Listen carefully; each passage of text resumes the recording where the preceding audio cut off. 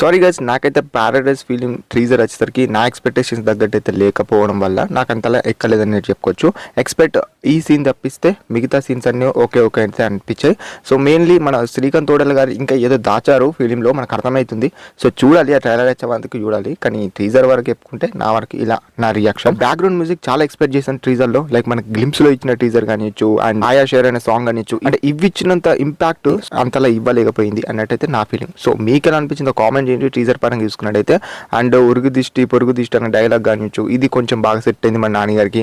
And ఇక జడల్ character అయితే చాలా బాగా ఎస్టాబ్లిష్ చేయబోతున్నారు అండ్ మొత్తం ఫుల్ ఆఫ్ బ్లడ్, సో ఒక వారియర్ టైప్లో అన్నట్టయితే తెలుస్తుంది. సో అది చూడాల్సిందే మనము ట్రైలర్ వచ్చిన తర్వాత కానిచ్చు అండ్ ఇంకా అదర్ క్యారెక్టర్స్ కానిచ్చు.